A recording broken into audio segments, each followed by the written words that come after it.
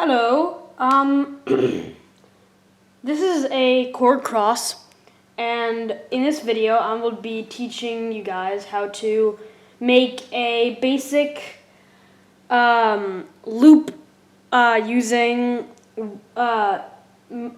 one or two or more different instruments. And I've been getting a lot of when I first got my Korg Kross, I thought it was very hard to figure out how to do what everyone else on YouTube was doing, making a big elaborate stream of a bunch of different instruments. And so I tried looking it up on YouTube, but I just saw 30-minute videos or 45-minute videos and how to do everything else, and just a smidgen of that is what I'm trying to look for. And I don't have the type of attention span. So I'm going to go over one specific thing, which is multi-instrument looping.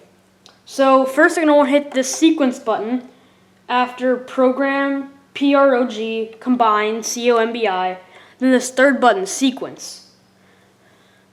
Just a little bit, I don't know. You'll be able to find that. You'll hit the sequence, and this will come up in your screen. You'll see these 1, 2, 3, 4, 5, 6, 7, 8, 9, 10, all the way through 16.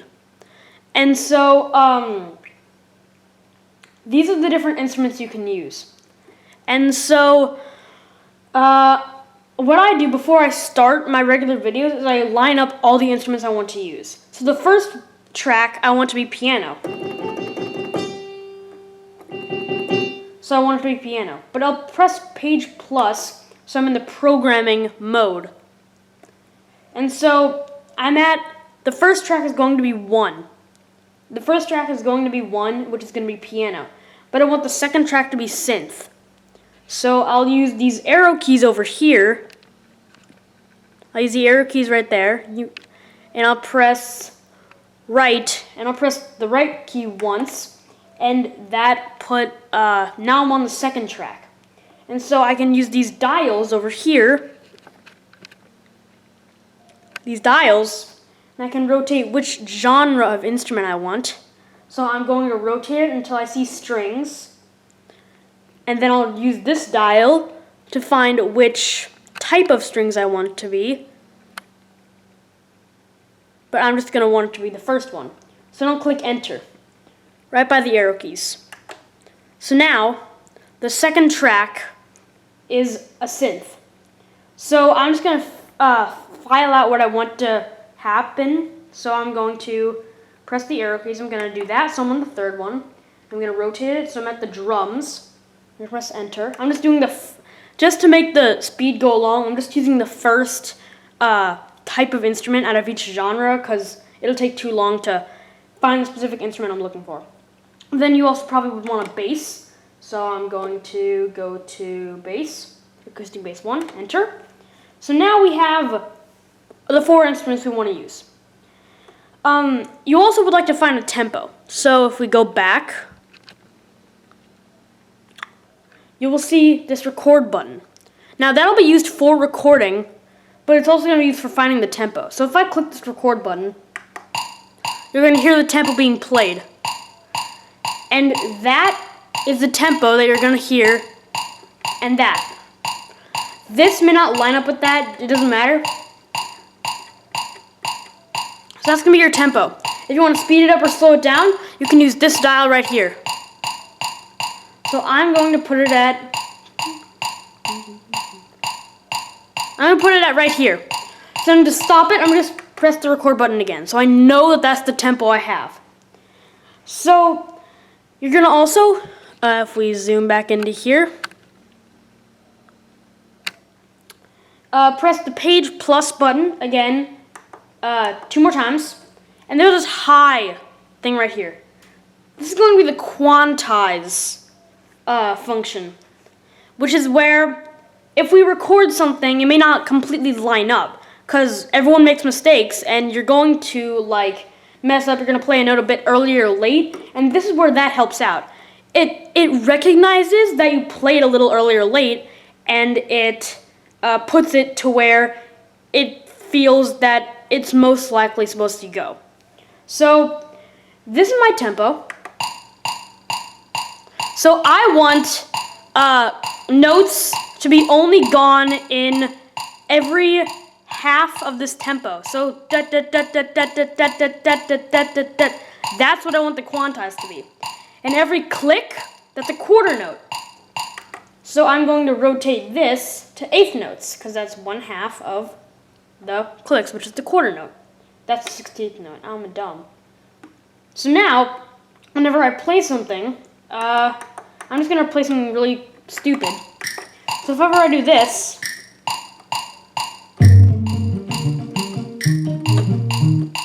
that's a bad example, but if I play it, I was using the bass. Let's not use that.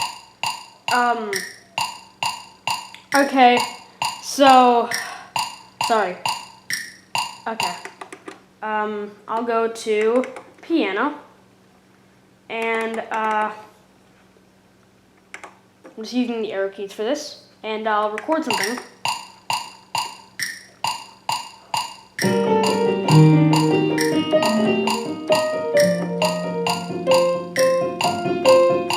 I just did that on purpose, so now if I hear it, it sounds on beat. Even though it doesn't sound that good, there's no missing notes that are out of place. So now that we have that down, we have the quantizing down, and we have we have picked our instruments in programming mode, and we have quantized our notes in recording mode. Now we're actually going to record. So you will I'll zoom out, and you'll find this recording button. You'll press the recording button. You'll get used to the tempo. And so you'll click that button to start recording, and when it starts, you're going to hear the first note of every measure accented. So it's going to ding dun dun dun ding dun dun dun, and it's going to play out for 2 measures, and then you're going to start playing. So just follow along what I do.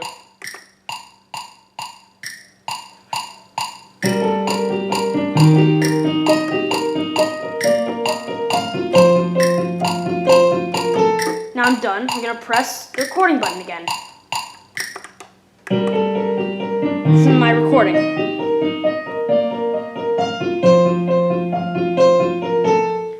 If you didn't know, I'm playing Hall of Fame by The Script. Now I have that down. So that is, I'll zoom in.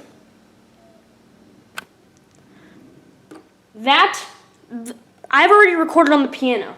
So I'm going to press the right arrow key. So now I'm on the violin, or the strings.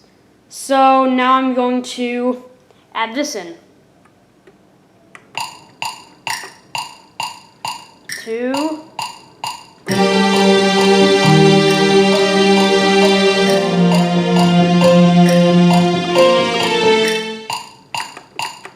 So that was a little loud, and you can tell because it overrides the melody line.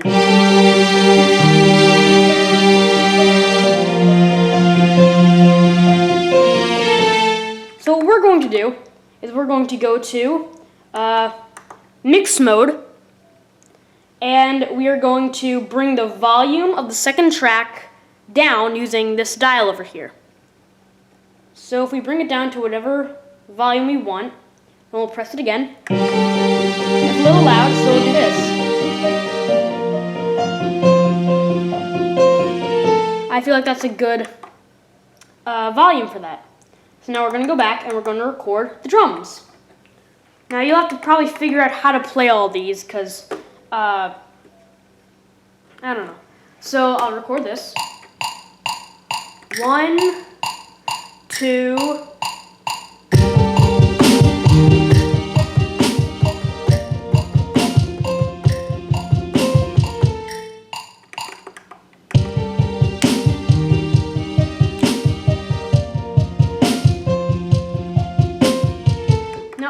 like that recording. I want to record over it.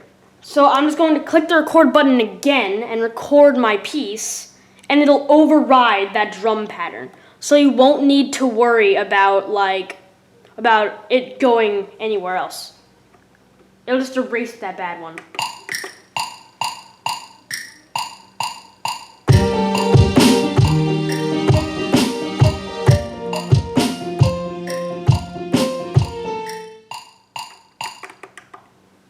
So here's the whole full thing so far.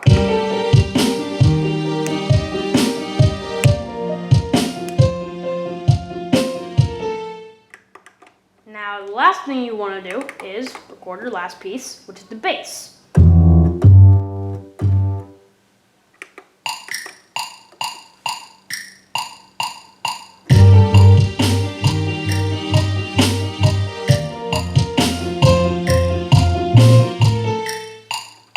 That's a little too loud, so I'll go over to mix and I'll bring the volume per 4 down till it's at, let's say, 82.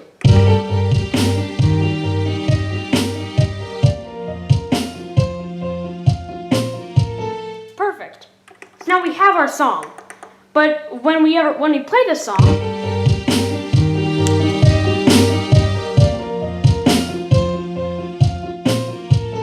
we notices it stops, and we don't want that because we want it to keep replaying. So we will go to this loop in the main, and we'll press check on the loop. So we'll press enter. So now the loop is there, and it's telling us what we want the loop to go from. So I want the loop to start at measure 1, and if we listen, you'll see this, 2. Oh, sorry, because that was going from loop 1, measure 1 to measure 1. So we're just replaying measure 1 over and over and over again. If we turn off the loop,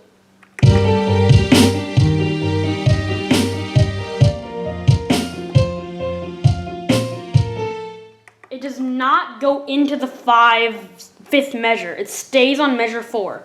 So when we click loop, we're going to go from measure 1 to measure 4. So now, when you hear it,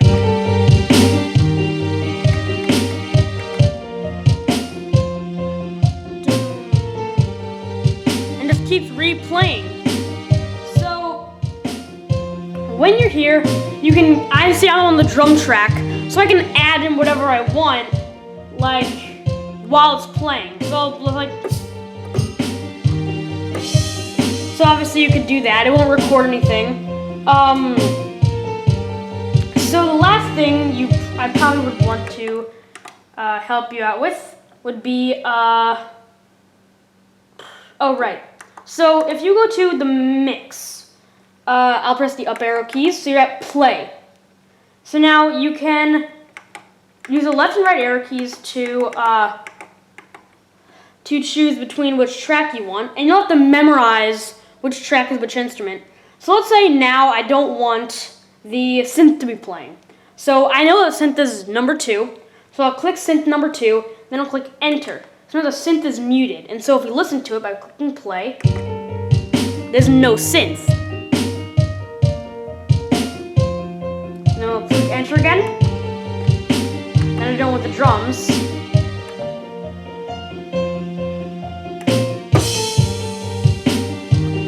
So, this is basically the whole thing.